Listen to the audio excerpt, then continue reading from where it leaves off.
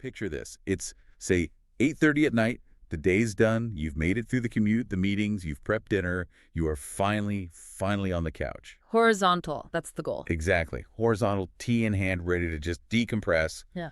And then it starts. You look over the coffee table, and your phone is just lighting up. It's the family WhatsApp group. And you see that little preview on the lock screen? 50 unread messages. And right there, that's it. Your heart rate just spikes. It's a physical reaction, isn't it? It really is. You haven't even unlocked your phone, but your body's already preparing for battle. You just know that Aunt Linda and your cousin are arguing about politics again. Or the neighborhood watch group has devolved into, I don't know, a frame-by-frame analysis of whose dog ruined the petunias. Yes, it's become this trigger. That specific vibration pattern is like a Pavlovian bell for anxiety. We call it staying connected. But honestly, in those moments, it feels more like being held captive. Captivity is a really good word for it. We're supposed to be closer than ever because of this technology, but it feels like we've never been more irritable with each other. Well, that is exactly what we're going to unpack today. We're doing a deep dive into what we're calling digital group conflict. Because on paper, these groups are meant to be amazing tools. Right. They're for families, work teams, community groups.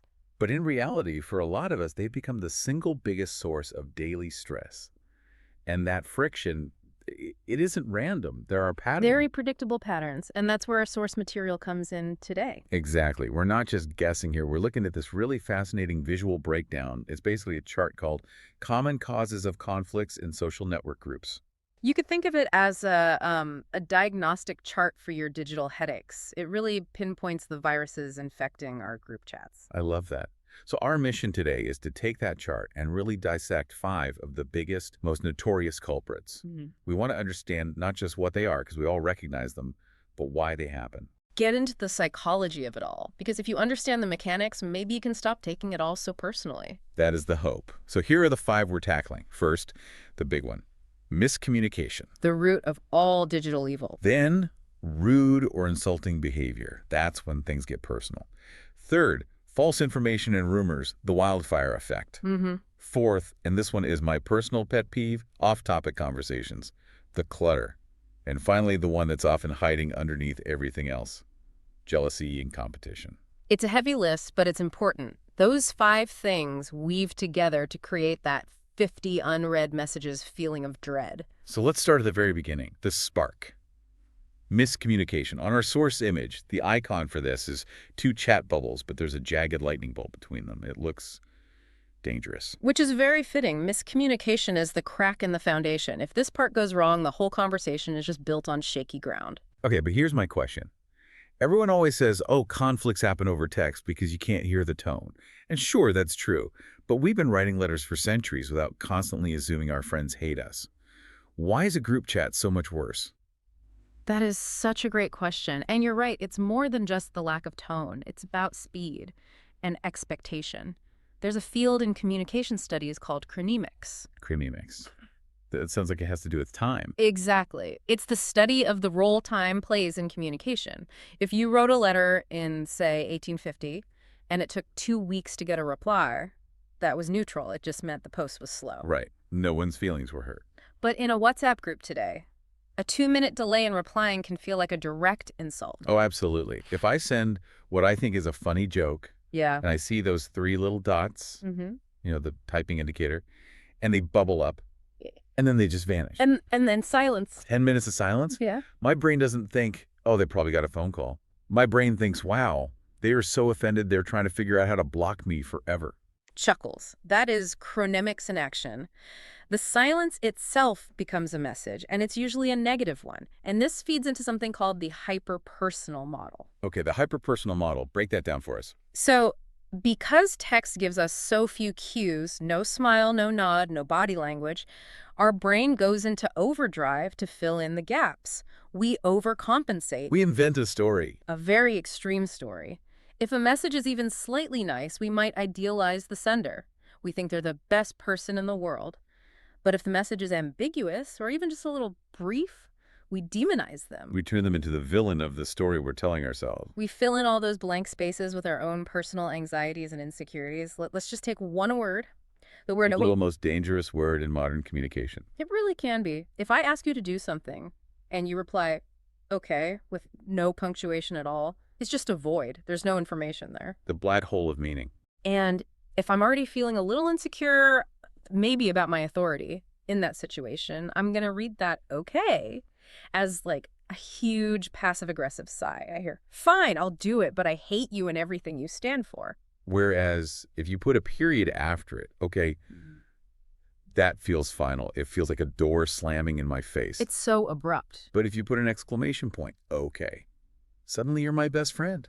You're cheerful, you're helpful, we're a team. And it is the exact same word. Yep. But we use that tiny little piece of punctuation as a stage direction for the mental play we're creating in our heads. Wow. And I guess in a group setting, that's magnified times 50. Because now there's an audience for this little play. An audience of people you know. So if you misinterpret a joke as an insult in front of your entire family, you feel this intense pressure to defend your honor. And that defense, Yeah. it usually looks like an attack, doesn't it? Which I think slides it perfectly into the second culprit on our list, Yeah. rude or insulting behavior. The source material shows a red, angry-looking face for this one. This is where we move past the ambiguity and into active hostility. Right. We've gone from, I wonder what they meant by that, to, oh, I know exactly what they meant, and they are going down. So we've all seen this. I have neighbors who are, perfectly lovely people in real life. They'll bring you cookies, they'll watch your cat, but you put them in the neighborhood Facebook group, and they become absolute monsters. Oh, yes. Suddenly they're writing 5-paragraph essays, shredding someone over garbage can placement. Exactly. So is this just that online disinhibition effect we hear about? The idea that we're all just braver behind a screen? That's certainly part of it, but I think disinhibition is a little too broad. Yeah. In groups specifically, I think a more accurate term is de-individuation. De-individuation. So Yeah, losing your sense of self, your individuality. precisely.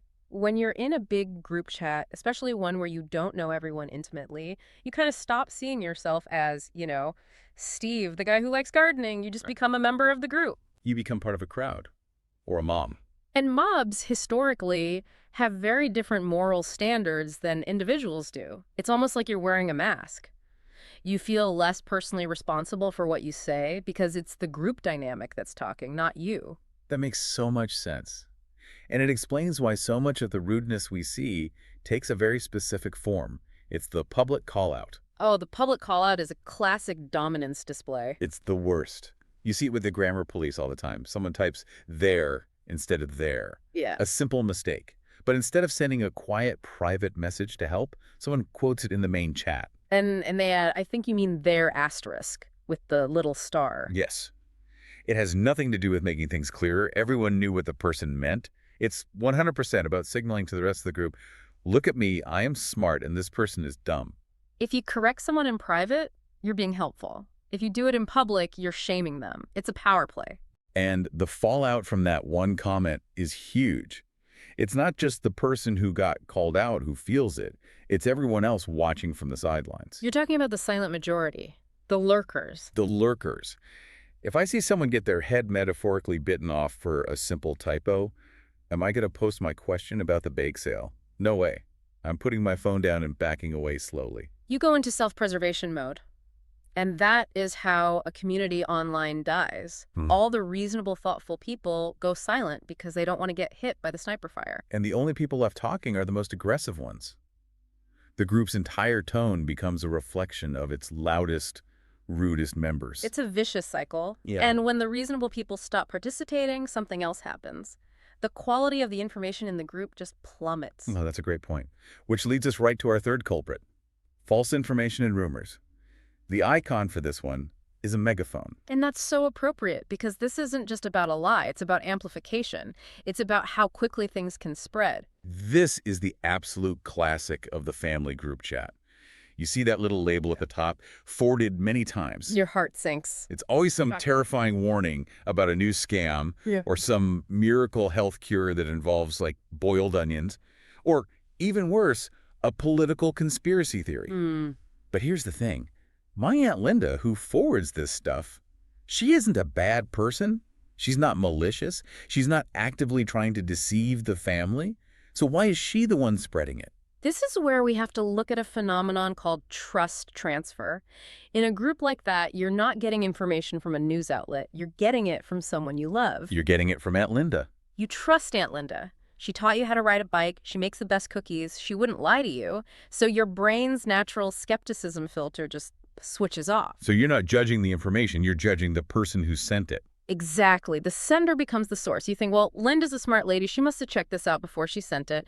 But Linda didn't check it. Linda got it from her friend Barb, and she just trusted Barb. So it's a chain of trust that accidentally creates a chain of misinformation. That's a perfect way to put it. And there's another thing at play called an information cascade. This is where perfectly rational people will start to ignore their own judgment just to follow the crowd. How does that work? Well, imagine the fake news gets posted. If the first 3 replies in the group are things like, wow, this is shocking, or thanks for sharing, Linda, the 4th person, even if they think it sounds like nonsense, They're going to hesitate to speak up. they're much less likely to be the one to say, hey guys, I don't think this is true, because they don't want to be the buzzkill. They don't want to be seen as confrontational. Right. And you also have the person who shared it, the town crier, who probably feels like they're doing a good deed. Oh, absolutely.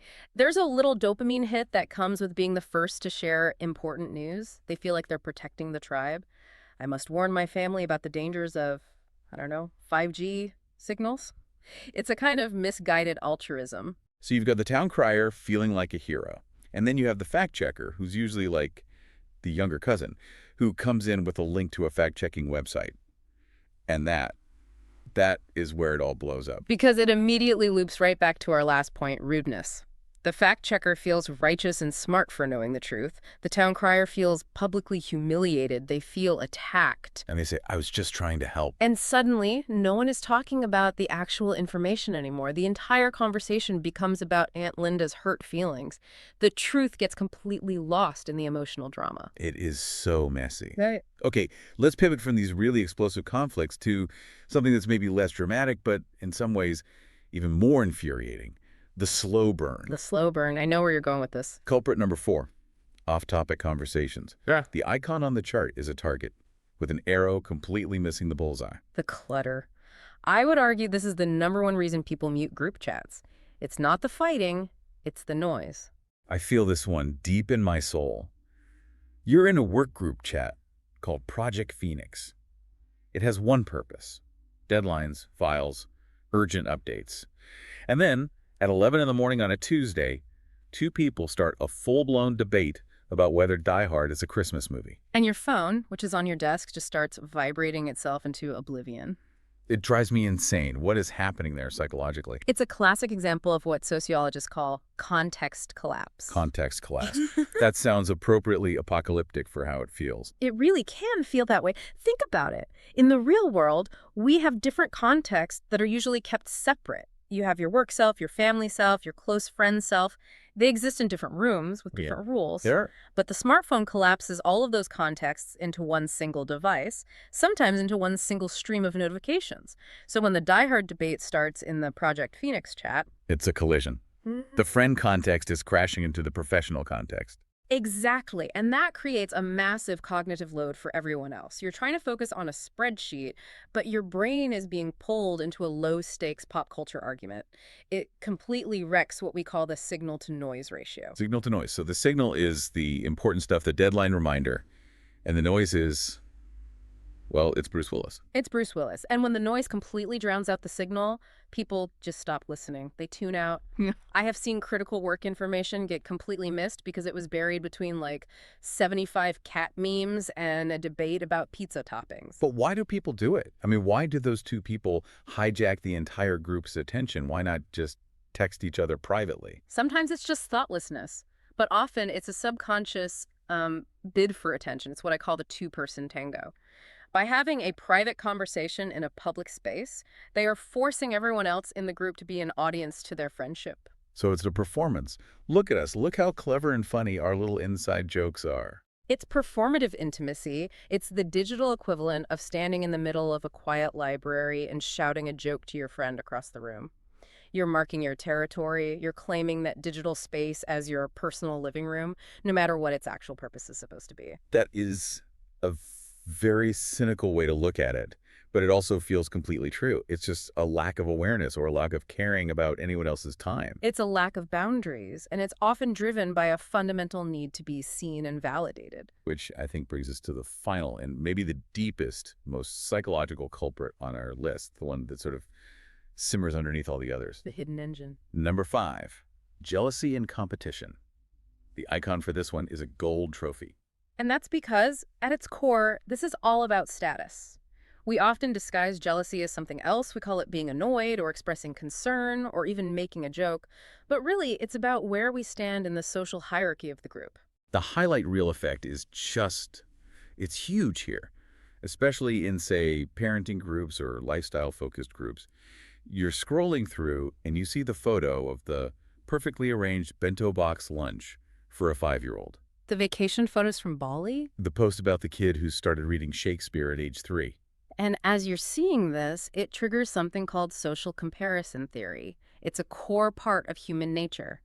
We are hardwired to figure out our own value and social standing by comparing ourselves to the people around us. Right. But it used to be a smaller group of people. Exactly. In our ancestral environment, you might compare yourself to the 10 or 20 people in your immediate village. Now you open your phone and you are instantly comparing your own messy, regular Tuesday morning to the perfectly curated best moments of 200 other people.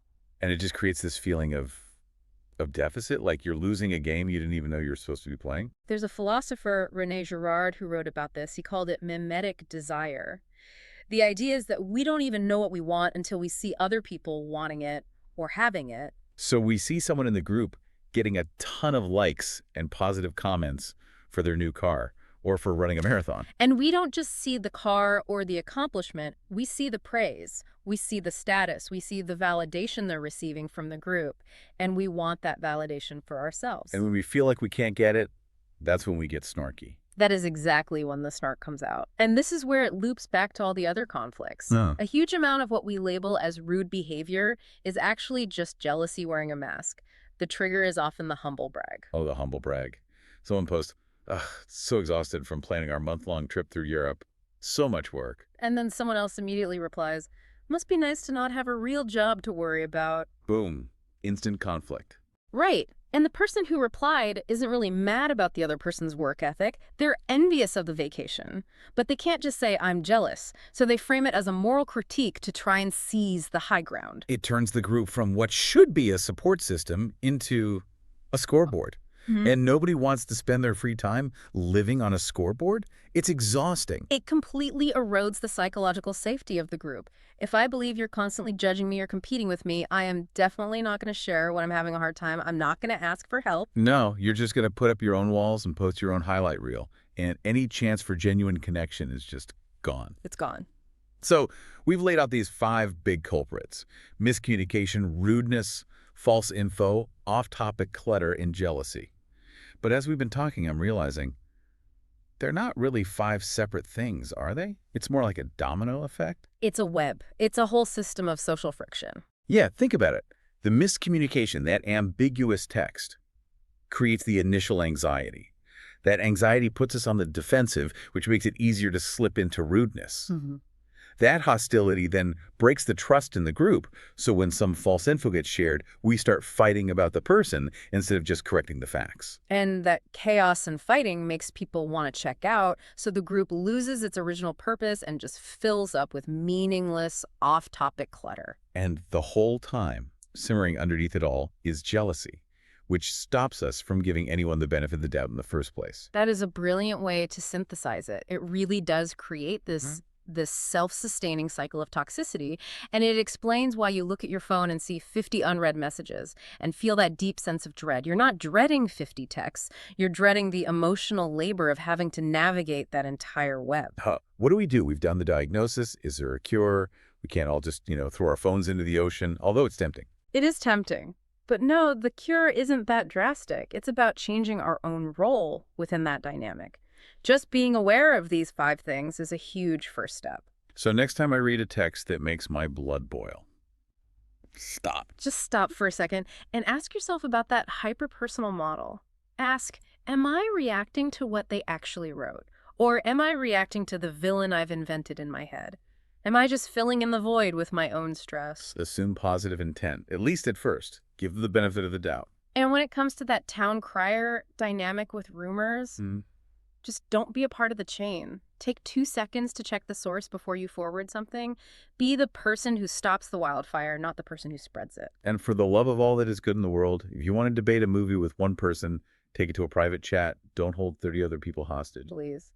But I think the biggest, most actionable thing is to just remember that context collapse is real. Everyone in that group is stressed. Everyone is juggling a dozen different roles in their life. Everyone is fighting some invisible battle you know nothing about. So a little bit of grace can go a very long way. A very long way. Instead of just being a passive consumer in the group, try to be a steward of it. If you see a conversation getting tense, be the one who drops in a funny, de-escalating gif. If you see someone's question getting ignored, be the one who gives it a like so they feel seen. Be the grown-up in the digital room. It sounds so simple, but one person deciding to do that can genuinely shift the entire culture of a group. I love that idea. So, before we wrap up, I want to leave our listeners with one final provocative thought. A challenge, really. I like it. We talked about signal versus noise, so here's the challenge. The next time you go to hit send in a group chat, it doesn't matter if it's a joke, a correction, a photo of your lunch, or a snarky comeback, just pause. Pause for 3 seconds and ask yourself one question. Am I adding value to this community, or am I just adding noise? Value or noise?